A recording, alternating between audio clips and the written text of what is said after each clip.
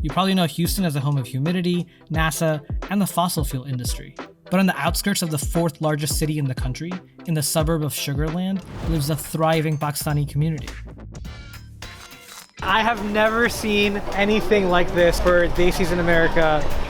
Can we please pay for it? No, why not? This is like very much an atmosphere you would find back home in cities like Karachi or Lahore or Islamabad, but you're finding it here in Texas, and that's amazing.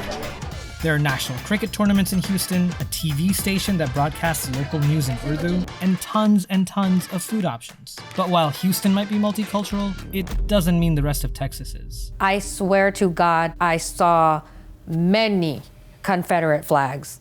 And Texas after Trump was completely different for the Pakistani American community. I had worn hijab for 22 years before taking it off. So what's it like being Pakistani in Texas? How did South Asians even get to the Lone Star State? And what attracted them to the suburban sprawl of Houston? Your earrings right now, I just noticed. My Astros earrings? I think opening day is tomorrow, I believe. I thought it was today. So I always try to coordinate with my sports team. Meet Afia Jalali. Afia is a respiratory therapist who's been in Houston since 1983, and she's a huge Houston sports fan. Red and black, dude. It's for the Rockets. What ring is on your other hand?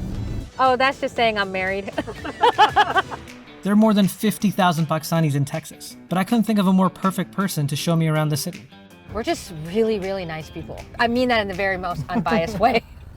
Our first stop was in Houston's Hillcroft neighborhood. We drove into the strip mall, and all we saw were Pakistani and Indian restaurants and stores. And I was just amazed at how Afia was able to find Pakistani clothes so easily in the US. We try to make it a point to dress up on Jummah. But here's the thing, in Houston, Pakistani culture isn't limited to certain neighborhoods or certain stores. It's permeated American chains too. One day, Afia and I went to Party City, and it was packed with decorations for Ramadan. Pakistan is a majority Muslim country. Some 97% of the population practices Islam. And for many Pakistani Americans, faith is a big part of their identity. I'm about to go broke. Seriously. What is this? I'm definitely going to get this. I mean, the crazy part is Pakistani and Muslim community here in Sugar Land is changing what Party City looks like, this like American company. Isn't that crazy? Yeah. Yeah. And I can promise you that this will be sold. While faith was on display at Party City in Sugar Land, it doesn't mean that Pakistanis are always welcome or feel safe in other parts of Texas, especially because of that faith. Afia's job as a respiratory therapist means she often has to go into people's homes to treat them. It can be a very close and intimate setting. She's great and a delight to provide with my respiratory needs. You're my best patient though, you know. Well, you're not my best patient, but you're my favorite patient. Afia used to wear hijab, but after Donald Trump's presidency, she said she didn't feel safe going into some people's homes. And so she stopped wearing it. I had worn hijab for 22 years before taking it off. It's weird to talk about this. Afia said she'd often travel far outside of Houston to treat patients. Places that might not be so welcoming to people that look like her. Very rural areas. I swear to God, I saw many Confederate flags. Not a couple, many. To the point where I'm like, I'm not even gonna Snapchat this, okay? Some of Afia's patients wouldn't even let her in the home. I have a ventilator, like literally a ventilator on a stand with me. They know I'm coming. They open the door, they see me in my scarf and my scrubs and stethoscope, by the way. They wouldn't let me in. You know, I was upping my Texas accent, you know, like, can I just do my job? Can I just help you breathe? Okay, I don't carry a gun. I am in the middle of nowhere, and little spidey senses start feeling that they are uncomfortable with me, the respiratory therapist, being there. And this didn't happen once, this happened over and over again. I started wearing hijab in college, actually. After 9/11, there was anti-Islam rhetoric, but it wasn't like this, man. I want people to know how much courage it takes to walk out of your house and put a scarf on to represent your religion and walk around and automatically you're identified as a Muslim. I loved that about wearing a hijab. I absolutely loved wearing my identity and sharing it, and also like screaming at the refs at Rockets games. But yeah, I have a scarf on because we're like just like you. After Trump was elected, and also, even during his campaign, yeah, we got a lot more stares. Hijabi girls will tell you, everybody stares, no problem. But it did get worse. It's sad that this president made Muslims look like so negative, and this beautiful religion of Islam look so negative that I'm afraid of being hurt because of what people's perception of is me, because I walk in with a scarf on. That's pretty sad. While she worries about rural Texas, in Sugar Land and Houston, Afia says she feels at home. But how did it become home for so many Pakistani immigrants? Well, it turns out it actually has a lot to do with the Cold War. So who's coming to the United States from India and Pakistan? The highly skilled. That's Dr. Uzma Qureshi. She's a historian who wrote the book Redefining the Immigrant South, where she looked into Indian and Pakistani immigration to Houston. Uzma found that there are 4 main reasons why South Asian immigrants, including Pakistanis, chose Houston as their destination. First is the Cold War. In the 1950s, the government created the United States Information Agency, or USIA.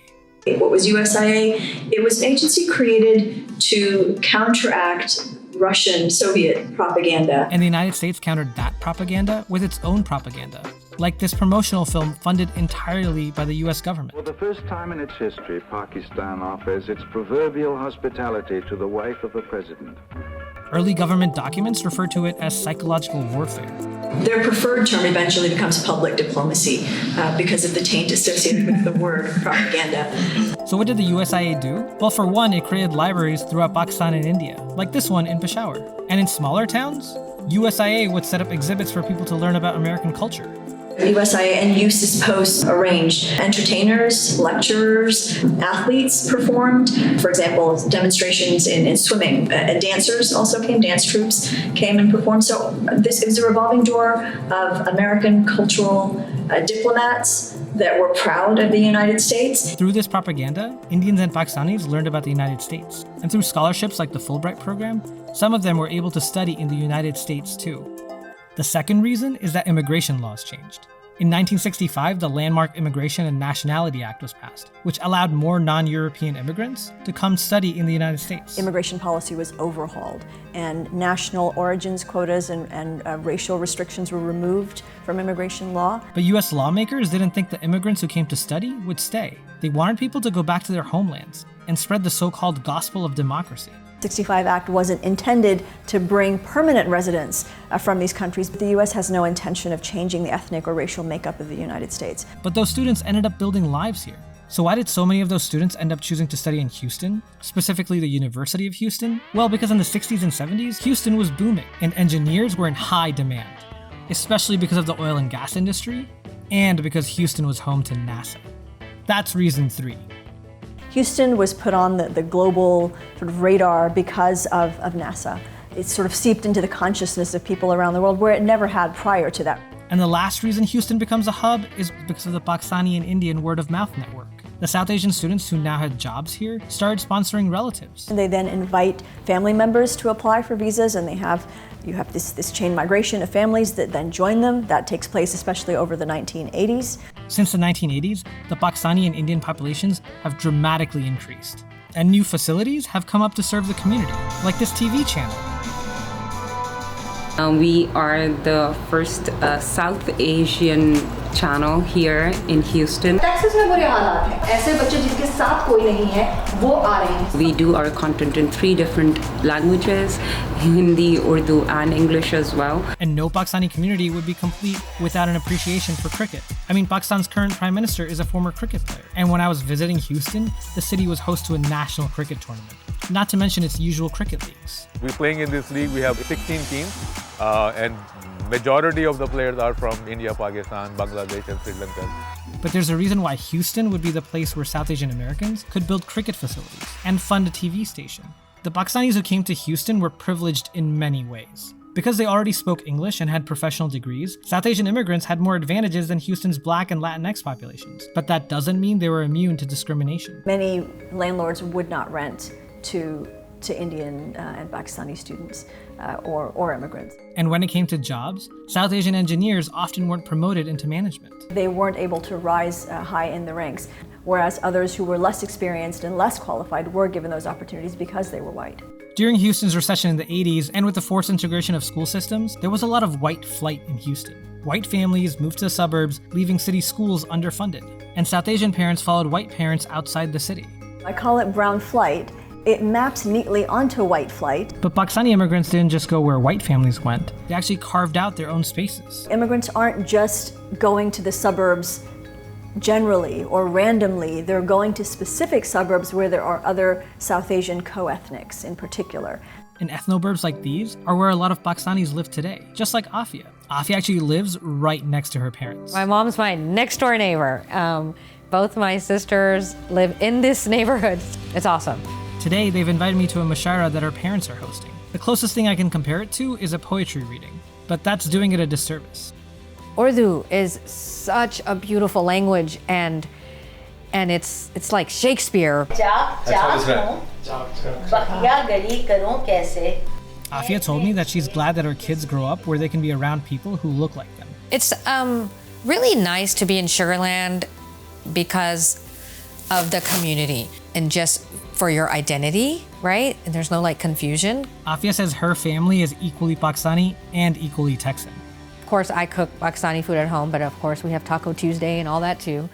And hanging out in Houston for a week, I learned that being Pakistani and Texan wasn't incompatible, and it wasn't one-sided. Non-Pakistanis were embracing Pakistani culture too, and the place where I saw that was at Aga's restaurant. There's like a gun store next door.